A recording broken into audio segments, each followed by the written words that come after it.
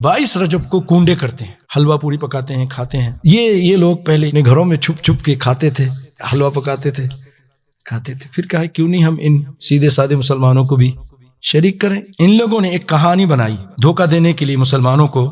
وہ کہانی بعد میں اس کو ریاست رامپور میں امیر مینائی لکھنوی کے فرزند خورشید احمد مینائی نے رامپور سے منشی جمیل احمد جمیل کی منظوم یعنی نظم کہانی داستان عجیب چھپوا کر رامپور میں عام طور پر تمام مسلمانوں میں تقسیم کرایا۔ کون سے؟ سن 1906 میں۔ کہانی میں کیا کچھ ہے اس نظم میں، آئیے آپ کو وہ میں بیان کرتا ہوں۔ جو افسانہ ہے کہ مدینے میں ایک لکڑہارا رہتا تھا، بہت غریب تھا، بہت اس نے کوشش کی کہ کسی طرح امیر ہو جائے، حالات درست ہو جائیں، لیکن اس کے حالات اچھے نہیں ہو رہے تھے۔ تو اس نے کہا چلو میں قسمت آزماتا ہوں، ملک سے باہر جاتا ہوں۔ وہ دوسرے ملک چلا گیا کہیں اور، تاکہ کچھ پیسے ہاتھ آ جائیں۔ ادھر بیوی پریشان ہو گئی بہت کہ کچھ بھی نہیں ہے تو کیا کروں۔ چلو جو وزیر آنی تھی، وزیر کے گھر میں وزیرانی، اس سے جا کے بات کی۔ انہوں نے اس کو نوکری پہ رکھ لیا کہ ٹھیک ہے جھاڑو دینا، صفائی کرنا، تم کو پیسہ دے دیا کریں گے۔ تھی صفائی کرتی تھی۔ ایک دن اسی طرح صفائی کر رہی تھی تو گلی سے جناب امام جعفر صادق رحمت اللہ علیہ گزرے، اپنے ساتھیوں کے ساتھ تھے۔ آپ ٹھہر گئے اور آپ نے لوگوں سے پوچھا آج کون سا دن ہے؟ تو لوگوں نے کہا آج 22 رجب ہے۔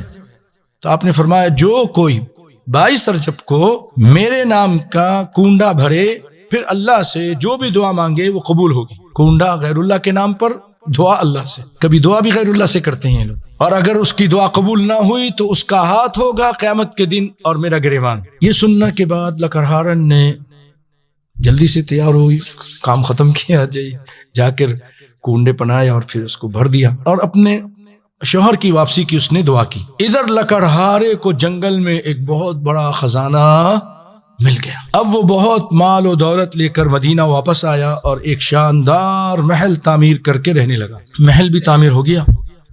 ایک دن وزیرانی صاحبہ اپنے محل کے اوپر چڑھتی ہیں، اوپر سے دیکھتی ہیں تو ایک تو بہت اونچا دوسرا محل ہے جو آسمان سے باتیں کر رہا ہے۔ انہوں نے اپنی کنیزوں سے پوچھا بھئی یہ کس کا محل ہے؟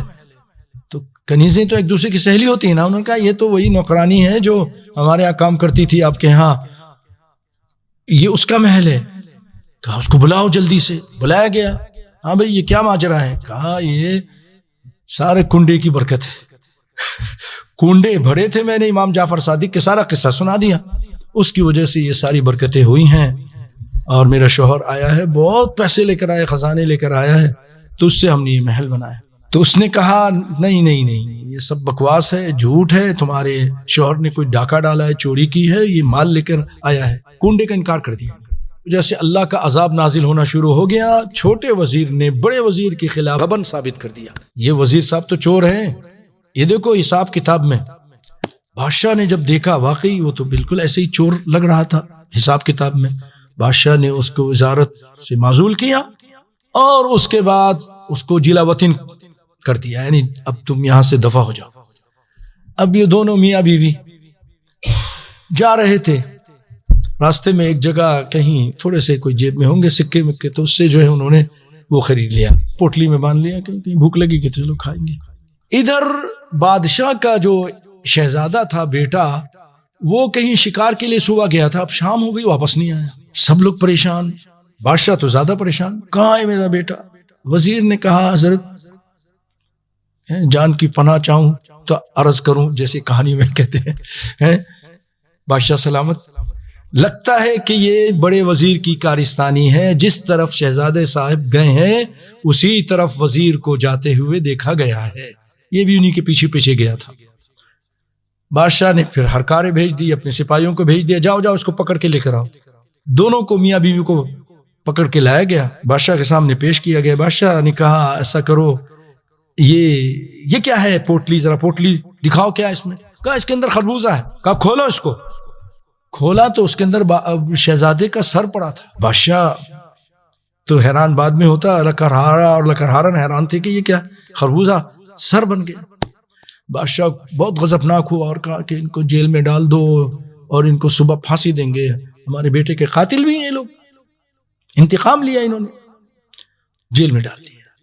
اب جب دونوں میاں بیوی تنہائی میں بیٹھے تو شوہر کہنے لگا کون سی غلطی ہوئی ہم سے، کیا خطا ہو گئی ہم سے، سوچو تم نے کوئی غلط حرکت کی یا میں نے کی، دونوں ہی سوچتے ہیں. تو بیوی نے کہا ہاں مجھ سے غلطی ہوئی تھی. کیا غلطی ہوئی تھی؟ لکڑہارن کے قصہ بیان کر دیا اور کہا میں نے اس امام جعفر صادق کے کنڈے کا انکار کر دیا تھا. کہنے لگے ارے بڑی مانوس، یہ تو بہت بڑی خطا کی تو نے امام جعفر صادق کے کنڈے کا انکار کر دیا، تبھی تو اتنا بڑا عذاب آ گیا، وزارت بھی گئی، جلا وطن بھی ہوئے، پھر واپس لا کے اب صبح ہم قتل کر دیے جائیں گے. چلو اللہ سے معافی مانگو. اب دونوں ساری رات توبہ اللہ کرتے رہے، معافی مانگتے رہے ہیں. اللہ کا کرنا ایسا ہوا کہ صبح تڑکے شہزادہ آ گیا زندہ صحیح سلامت. اب بادشاہ اب حیران ہونے کی باری تھی بادشاہ کی، یہ کیا، یہ زندہ ہے تو پوٹلی میں کیا ہے، بلاؤ دونوں کو. بلایا گیا، یہ کیا ہے پوٹلی میں، کھولو اس کو.